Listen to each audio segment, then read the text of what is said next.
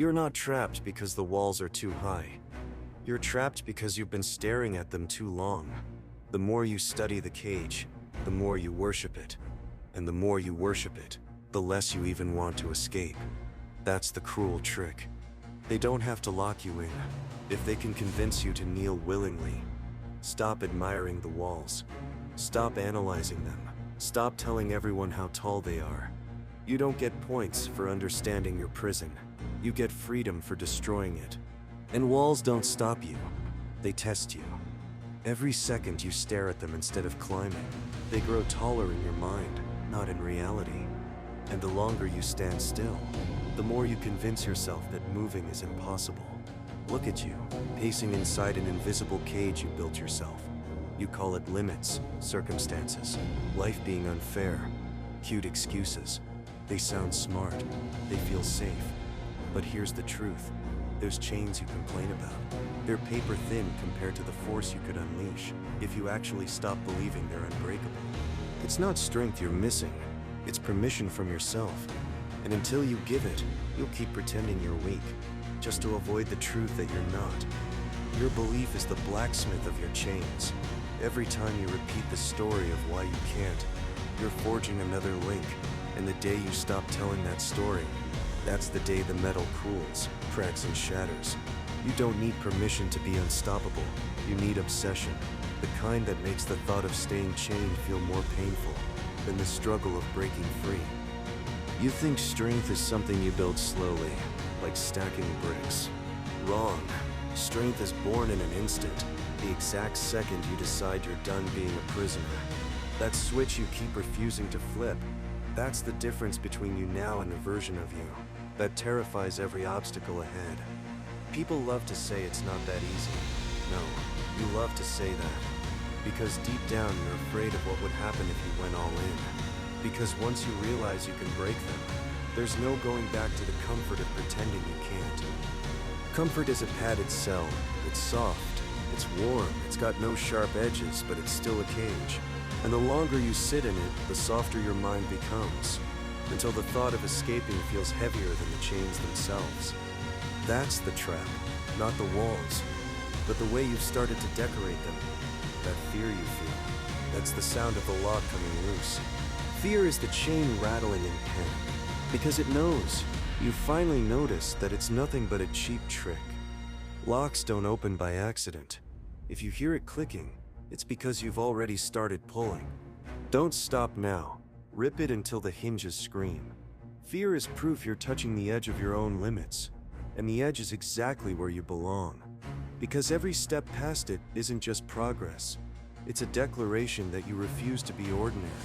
The system, the critics, the fake friends, even your own doubts, they all count on you. Hesitating. They count on you holding back just enough to keep them comfortable. Comfort is a drug.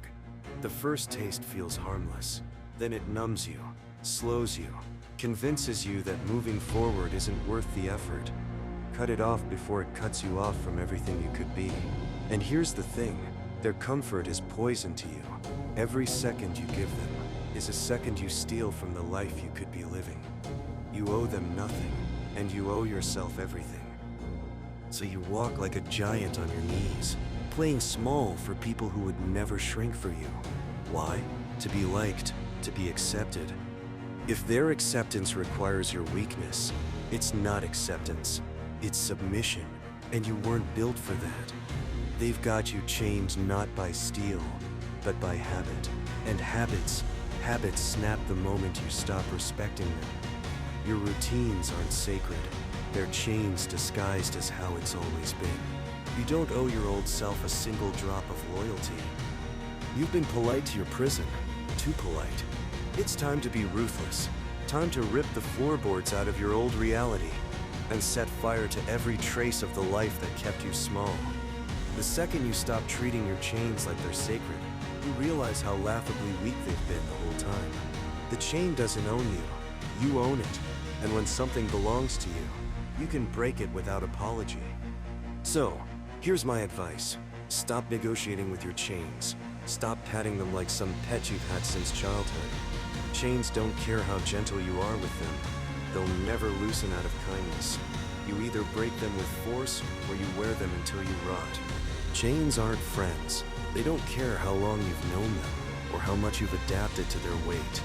They exist for one reason: to keep you still, and stillness is death in disguise. Every chain has a breaking point, but you'll never find it if you're still busy polishing it. Let it rust in your absence. Let it crumble under the weight of your refusal to wear it another second. Tear them apart with a single decisive move. Don't ease into freedom. Shatter it open so wide you can never fit back inside. Freedom isn't a door you quietly close behind you. It's an explosion that makes sure nothing's left standing that could trap you again. The goal isn't just escape, it's transformation. You break the chains so brutally that the version of you who was chained couldn't even recognize the version of you who's free. When you leave, don't just step out. Burn the map, destroy the door. Make it so even you couldn't find your way back if you tried. That's how you make freedom permanent. Make your escape violent. Not sloppy, but violent. Violent enough that the very memory of those chains becomes a scar they'll see every time they try to put you back. And when they look at you in shock, when they whisper, "Who does he think he is?" smile, because the truth is, you've always been you. The cage didn't hide your potential, it just made you forget the view from the outside. Step out, and you'll remember instantly, you were never supposed to be here. The only difference is, now you've stopped asking permission to be free. If you wait for permission, you'll wait forever. The world only respects those who take what's theirs without flinching. Chains fall the second you stop asking, "Am I allowed?" The answer is always no, until you decide it's yes. And once you decide, they can't stop you. They can only watch. Freedom isn't granted, it's taken. And the ones who take it, they don't wait for applause, they just keep moving, burning every bridge that leads back to captivity. So go ahead, break the chains. Not tomorrow, not after a little more planning. Now, momentum is your weapon. The longer you hesitate, the more the chains learn your movements. Hit before they know you're about to strike. Every second you wait, the chains grow tighter. Not because they're stronger, but because you're giving them time to convince you they're unbreakable.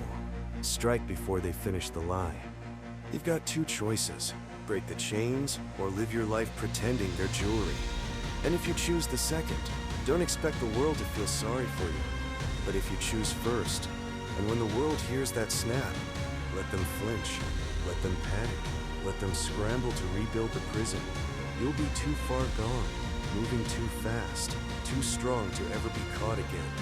And when you finally break free, don't look back to see who's watching. Look forward to where you're going, because that's the only thing that matters.